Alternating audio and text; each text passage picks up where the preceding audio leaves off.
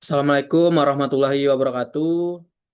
Perkenalkan, saya Zidan Anugrah Dwi Saputra dari em, dari Fakultas Ekonomi dan Bisnis, eh, Prodi Perpajakan. Di sini saya akan membahas konsep dan pencatatan dari aset tidak berwujud dan kewajiban jangka pendek dari mata kuliah akuntansi perpajakan. Langsung saja ke materinya. Pendahuluan. Aset tidak berwujud atau ATB adalah aset non-moneter tanpa fisik seperti paten, merek, dan hak cipta yang diakui jika memberikan manfaat ekonomis, masa depan, dan diukur berdasarkan biaya perolehan. Kewajiban jangka pendek adalah utang yang wajib dilunasi dalam 1 tahun siklus operasi. Pencatatannya melibatkan amortisasi untuk ATB dan pengakuan liabilitas serta bunga untuk kewajiban lancar. Selanjutnya ada amortisasi aset tidak berwujud dengan metode garis lurus dan saldo menurun.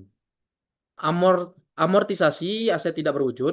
Aset tidak berwujud adalah aset non-moneter yang tidak memiliki bentuk fisik namun dapat diidentifikasi dan memberikan manfaat ekonomi di masa depan.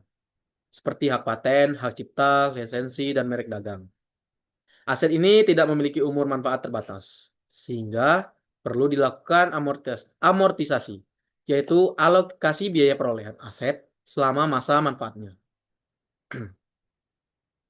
Untuk tujuan dari amortisasi, yang pertama itu ada mengalokasikan biaya aset secara sistematis, dan yang kedua itu menyajikan nilai aset yang wajar dalam laporan keuangan. Dan yang ketiga menyesuaikan pendapatan dengan beban atau matching prinsip. Selanjutnya ada metode garis lurus atau straight line method. Metode ini membebankan amortisasi dengan jumlah yang sama seperti periode. Untuk rumusnya itu amortisasi per tahun itu sama dengan harga perolehan dikurang nilai residu. Atau nilai residu ini adalah umur manfaat. Jadi harga perolehan dikurang umur manfaat. Nah, untuk contohnya itu hak paten dibeli sebesar 10 juta rupiah. Dengan umur manfaat itu 5 tahun, maka amortisasi per tahun 10 juta dibagi 5 tahun itu sebesar 2 juta rupiah. Nah, untuk metode saldo menurun atau declining balance method, metode ini membebankan amortisasi lebih besar di awal dan semakin kecil di akhir periode. Nah, untuk rumus amortisasinya yaitu tarif dikali nilai buku. Untuk contoh, nilai aset 10 juta dan tarif 40%.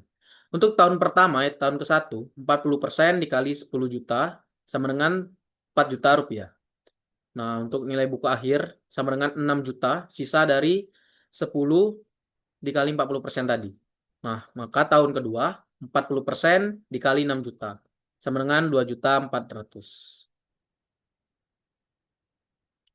Selanjutnya, materi klasifikasi kewajiban jangka pendek. Kewajiban jangka pendek atau liabilitas lancar adalah utang yang jatuh tempo dalam 1 tahun atau satu siklus operasi normal perusahaan.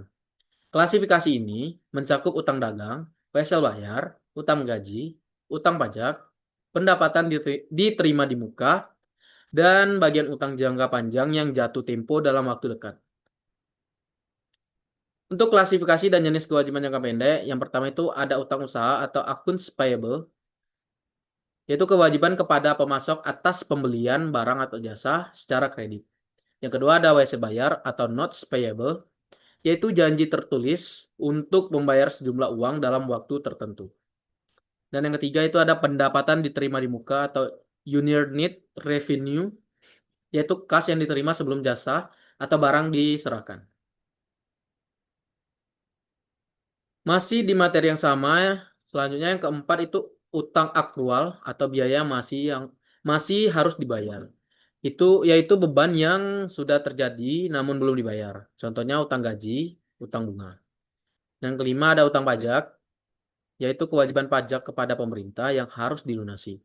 Dan yang keenam ada bagian lancar utang jangka panjang, yaitu bagian utang jangka panjang yang jatuh tempo dalam 12 bulan ke depan atau lebih. Selanjutnya materi pencatatan pajak atas kewajiban jangka pendek. Pencatatan pajak atas kewajiban jangka pendek atau liabilitas lancar melibatkan utang pajak yang timbul dari operasi perusahaan dan harus diselesaikan dalam kurun waktu dari 1 tahun. Ini meliputi PPh pasal 21, 23, 25, serta PPN dan utang bunga dividen. Pencatatannya diakui sebagai beban atau utang pada saat transaksi terjadi. Untuk pajak penghasilan atau PPh pasal 21, 23, 21, 23, dan 25, saat memotong pajak gaji karyawan, debit di beban gaji di debit, dan kas atau utang PPh 21 di kredit. Saat pelunasan atau penyetoran pajak, utang PPh 21, 23 itu di debit, dan untuk kas itu di kredit. Untuk pajak pertama nilai atau PPN, saat terjadi penjualan atau PPN keluaran, kas atau piutang itu di debit, dan pendapatan atau utang PPN itu di kredit. Saat pembelian PPN masukan, persediaan atau beban itu di debit, dan kas atau utang dagang itu di kredit. Dan untuk jenis kewajiban jangka pendek lainnya, itu termasuk utang dagang, utang wesel, utang dividen, biaya yang masih harus dibayar, dan pendapatan diterima di muka. Pencatatan ini krusial untuk memastikan kepatuhan pajak dan mencerminkan posisi keuangan perusahaan yang sebenarnya, sesuai PSAK, serta dilaporkan dalam neraca sebagai kewajiban mencar. Untuk kesimpulan dari materi ini, amortisasi aset tidak berwujud merupakan proses pengalokasian biaya aset selama masa manfaatnya, yang dapat dilakukan dengan metode garis lurus maupun saldo menurun sesuai dengan pola penggunaan manfaat aset tersebut.